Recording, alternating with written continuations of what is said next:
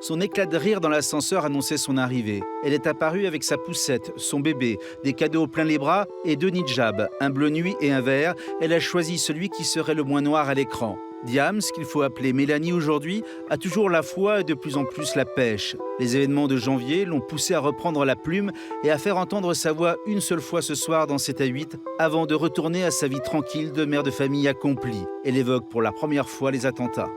C'est vrai que tout d'un coup, je suis comme tout le monde. Je vis les attentats de plein fouet et puis je suis là derrière le poste en train de condamner de toutes mes forces ce qui est en train de se passer parce que mine de rien, tout d'un coup, c'était tous les musulmans aussi qui étaient peut-être pointés du doigt. Donc je suis musulmane maintenant. Ces attentats ont été revendiqués effectivement au nom de l'islam, et partout dans le monde, Al-Qaïda, Daesh, Boko Haram, des gens tuent au nom de l'islam. Ça me dépasse. C'est-à-dire que c'est évident que pour moi, ce sont des groupuscules égarés. C'est sûr et certain. Ça n'est pas l'islam. Nous, on est croyants.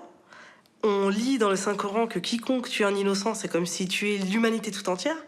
Et puis, tout d'un coup, on est réduit à quelques fous, quelques égarés, qui, eux, tuent, sont barbares, sont violents. 4 millions de Français ont manifesté le 11 janvier. Est-ce que vous vous êtes posé la question de descendre dans la rue? Je me suis pas posé cette question, parce qu'après, il y a d'autres sujets derrière ce qui s'est passé. Donc, non. Vous pensez à quoi? Au blasphème? Je pense au blasphème, bien sûr. Les gens ont tendance un peu à réduire oh, mais c'était une représentation, c'était un dessin quelconque. Non, on est en train de parler de position sexuelle outrancière du prophète de l'islam. On est en train de parler d'un pape, du pape qui sodomise un enfant. Voilà, moi, c'est des dessins personnellement qui me choquent énormément et avec lesquels je suis pas, moi, en accord. Pour moi, on peut faire passer des messages sans blesser l'autre. Voilà, et c'est blessant. Et vous reconnaissez la liberté de la presse de pouvoir exprimer cette opinion-là? Au même titre qu'il y a des gens qui défendent qu'on peut tout dire, il faut entendre que quand on blesse, il y a des limites. Mais on peut tout dire? Pas si on blesse l'autre. Vous vivez dans un petit village à 1 heure de Paris. Vous êtes une des rares musulmanes du village. Des voisins chrétiens sont venus vous voir après les attentats en vous disant « Expliquez-nous, on ne comprend plus rien ». Exactement. Et c'était une démarche qui m'a beaucoup touchée. Un de mes voisins m'a écrit une lettre, nous a écrit une lettre, pour nous dire voilà, je sais que vous condamnez, j'ai pas de doute, mais quand même, ce sont des gens qui tuent au nom de Dieu. Donc je voudrais comprendre. Qu'on ait à se justifier de ça, c'est presque fou. Parce que ce serait comme si on m'accusait presque, alors que... Mais moi, j'ai rien fait, quoi. Je suis chez moi, j'essaie de prôner la paix au quotidien, le partage, l'aumône, je prie, je jeûne, je fais rien de mal. Donc voilà, maintenant, c'est vrai que ça a permis de discuter, et j'ai compris aussi que, voilà, il y a des gens qui ne nous connaissent pas. Et je pense que quelque chose qui l'a beaucoup touché, c'est de savoir que nous-mêmes, on était victimes, en fait. Le titre de votre livre, Mélanie, française et musulmane. Est-ce que le « et » est compliqué? Malheureusement, ça le devient. C'est plus compliqué depuis janvier? On fait profil bas. Honnêtement, depuis janvier, ouais, je fais plus attention quand je sors, malheureusement. Moi, je suis un peu entre les deux, parce qu'il y a aussi des gens qui me reconnaissent, donc c'est vrai que je vis pas... Et quand on vous reconnaît, on est plus sympa? Ah, ils sont très gentils. Mais avant? Ah bah non, on m'insulte, ou... Quel genre d'insulte? Je le dis dans mon livre, voilà, qu'un jour, une dame, au centre commercial à côté de chez moi, m'a dit « Belphégor, rentre chez toi ». Le rentre chez toi, bon, le Belphégor, déjà, pour moi, c'est une insulte. Mais le rentre chez toi, là, il pose un vrai débat. C'est-à-dire que je suis française et musulmane et j'ai pas à choisir. C'est-à-dire que je m'appelle Mélanie, je suis française, j'ai la foi, je suis musulmane. Et je porte un voile. Et ce voile, on le voit au long de votre histoire et de vos livres. Et mine de rien, très lourd à porter. Ça a été très compliqué la première fois. On vous a pris en photo à la sortie de la mosquée alors que votre mère ne savait pas que vous voiliez. Ça n'a pas été simple le jour où vous avez accepté d'être voilé à la télévision dans 7 à 8. Ce voile est quelque chose de très très lourd à porter. Ouais. On parle souvent du regard des gens sur le voile, mais on parle rarement de la femme qui le porte et de ce qu'elle ressent, elle, au quotidien. C'est-à-dire qu'on voudrait nous faire passer pour des gens qui sortent de chez eux en brandissant presque une pancarte. « Regardez, je suis musulmane, allez, faites place ». Mais c'est pas du tout ça. Au contraire, c'est-à-dire que moi, je sors de chez moi en suppliant Dieu qu'il m'arrive rien, Je dirais pas en rasant les murs, parce que je voudrais pas exagérer, mais en faisant profil bas. Un peu. Ah ouais, je fais profil bas. Très honnêtement, je fais profil bas. Vous revendiquez la liberté de porter votre voile. Qu'est-ce que vous dites des pays où ce n'est pas une liberté, mais c'est une contrainte? C'est imposé aux femmes. Des femmes, d'ailleurs, qui aimeraient ne pas être voilées, qui sont obligées d'être voilées. Moi, je réponds toujours très simplement, c'est qu'on a le droit de forcer personne à croire. Si vous me demandez est-ce que la femme est libre d'être ce qu'elle est et elle a le choix, bah oui. De porter Forcément. soit rien, soit un foulard, soit un hijab, soit un tchador. J'ai plein d'amis musulmanes qui portent pas le voile. Si cette affaire de voile empoisonne la société française depuis quelques années, c'est que certains estiment qu'elle pose la question du vivre ensemble, que ce soit la cantine, que ce soit pour certaines femmes musulmanes que d'être accouchées ou auscultées par des hommes à l'hôpital. Qu'est-ce que vous en pensez? Non, je comprends que ça fasse peur. Parce que tout d'un coup, l'autre arrive avec une autre façon de vivre. Voilà, c'est un petit peu ça qu'on pourrait reprocher. Maintenant, derrière ça, déjà, je pense qu'on peut s'entendre. Déjà. Et puis, je pense qu'il ne faut pas aller trop loin dans le cliché non plus. C'est-à-dire que... Vous avez accouché à l'hôpital? Moi, j'ai accouché dans un hôpital public, voilà. Il y a des hommes. Je veux dire par là, c'est qu'avant l'islam, déjà, j'ai le droit aussi d'être une femme avec une certaine pudeur, qui avait peut-être pas spécialement envie d'être auscultée par un homme, mais ça, c'est un choix de femme. Après, si on est dans le « oui, la religion l'interdit », c'est pas vrai. Et qu'est-ce que vous répondez aux femmes qui, depuis la guerre, se sont bagarrées pour leurs droits, pour voter, pour la pilule, pour s'habiller en mini-jupe, et qui estiment que le voile, c'est une sorte de régression du corps de la femme? Alors, ça, pareil, Dieu soit loué, on m'a connue avant, donc peut-être qu'on va me croire. Mais... j'aimerais que ces femmes-là, elles comprennent qu'elles défendent une liberté, que j'ai moi-même défendue. La liberté d'être soi-même. La liberté d'être libre, d'être libre de ses choix. Libre de son corps. D'être libre d'en faire ce qu'on en veut, parce que c'est ça qu'elles disent. Donc moi, je dis, en quoi suis-je moins digne, moi, Mélanie, voilée, qu'une femme nue dans une pub pour un pot de yaourt? De quel droit elle aurait le droit d'être toute nue, et moi, j'aurais pas le droit de le couvrir, mon corps. C'est tout ce que je demande. Moi, je demande rien d'autre. C'est-à-dire que moi, quand je vois quelqu'un dans la rue d'excentrique, et en venant chez vous, très honnêtement, j'en ai vu des gens sur le chemin, et je méditais sur eux. Et je me disais, elle qui est sur des talons comme ça, avec des cheveux rouges là et bleus là, ou lui qui a décidé de s'habiller tout en vert jusqu'aux gants et tout, il est libre d'être excentrique. Il y a des gens qui affichent leur richesse dans des voitures de luxe décapotées devant des SDF. Ils sont libres. Moi, je réclame juste le droit de me couvrir. J'ai rien fait de mal. C'est ça que je comprends pas. Et c'est là où le fait d'avoir été Diams, de rapper, ce qui était quand même pas ultra courant, j'arborais un look un peu masculin par moment et tout, on m'a jamais rien dit. Et là, tout d'un coup, c'est parce que ça reflète une... Non, vous étiez même, à l'époque, une des premières femmes à investir la scène du rap comme une sorte d'avancée, même pour les féministes. Complètement. Et alors bon, c'est marrant parce que moi, le mot féministe, si vous voulez, chacun a sa conception du féminisme. Vous êtes féministe ? Si vous me dites que le féminisme, c'est défendre les femmes battues et les inégalités, les injustices, bien sûr, je suis féministe. Mais si être féministe, c'est stigmatiser des gens, c'est obliger une femme à retirer son voile alors qu'elle est heureuse comme ça, non, je suis pas féministe. Et sur ce voile, on va vous poser la vraie question. Pourquoi vous avez choisi le hijab? Pourquoi pas le simple foulard? C'est une interprétation du Coran. Le Coran demande d'être pudique par rapport à Dieu, c'est tout. J'ai décidé de couvrir tout mon corps, pas uniquement une partie de mon corps. Ça, c'est vraiment, ça fait partie de mon chemin. C'est-à-dire que voilà... Mais pourquoi? Par peur d'être regardé comme un objet sexuel, Ah non, c'est pas une question de peur, en fait. C'est vraiment simplement mon rapport à Dieu. Ça, c'est vraiment quelque chose hommes. que... Rien à voir avec les hommes. Rien à voir avec les hommes. Moi, quand je prie et que je suis seule chez moi, je me voile devant Dieu.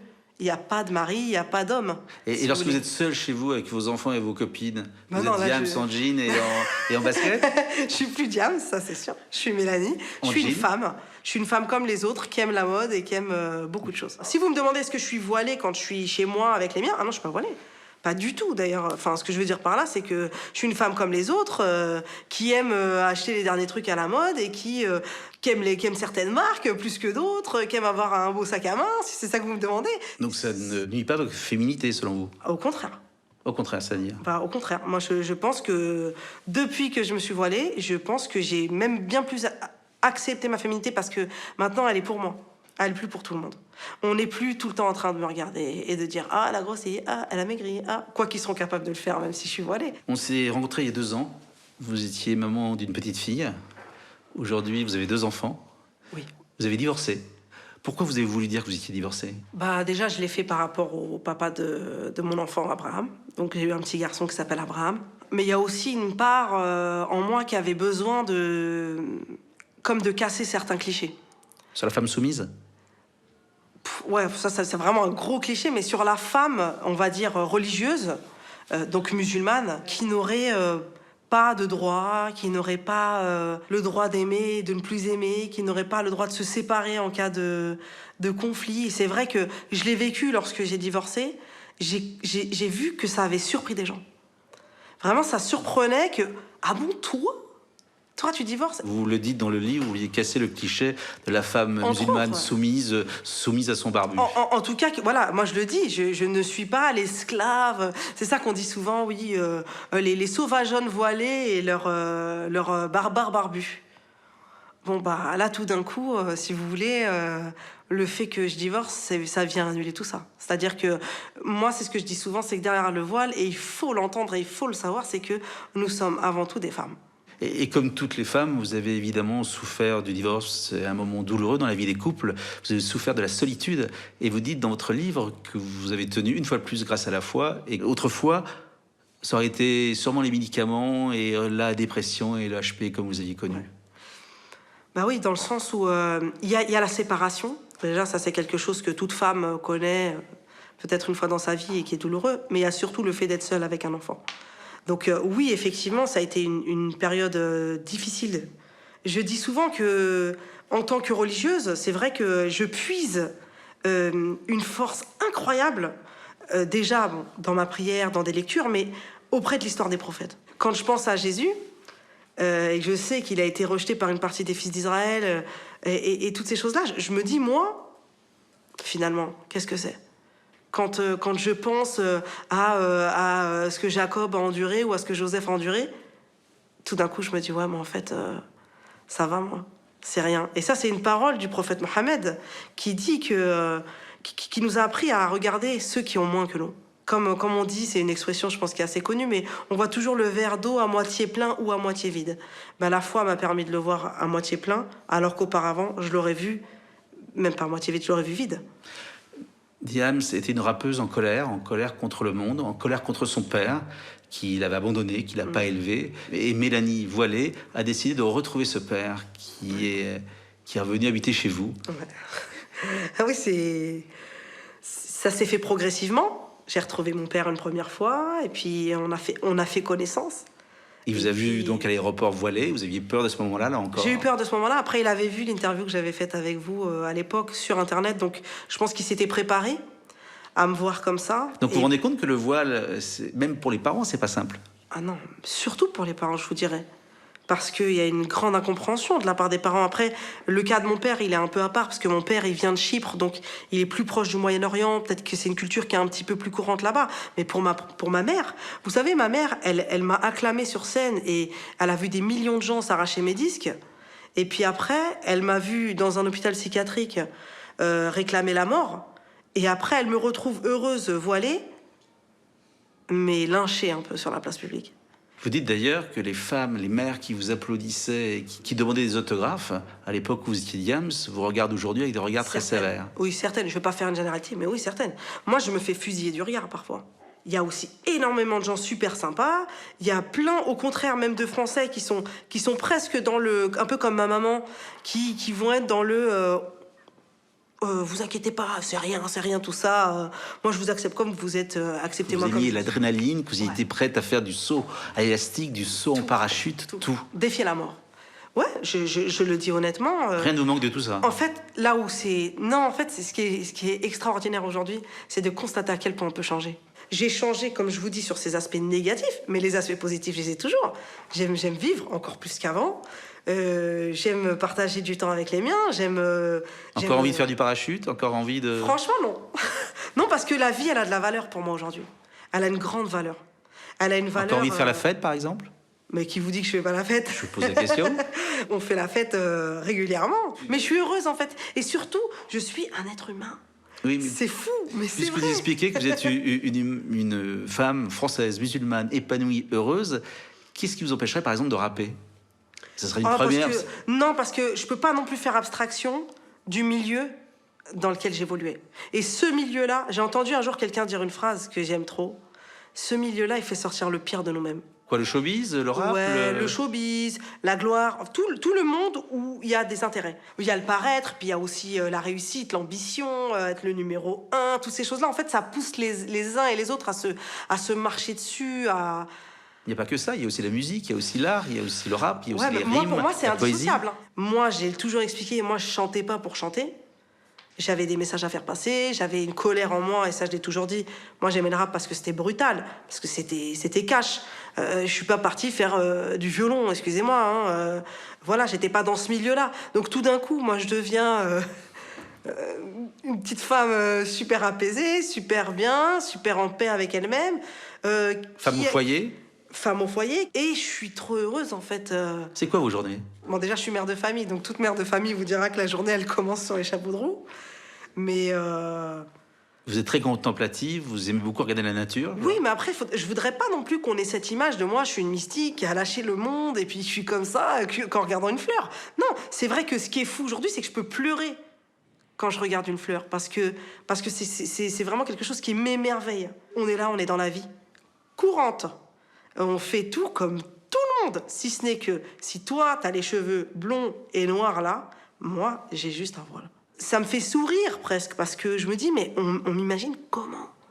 Les gens, ils croient quoi? Que je suis dans une grotte, que je suis là enfermée, que... Donc depuis 2 ans, il s'est passé plein de choses dans votre vie. Vous êtes allé à la Mecque, par exemple.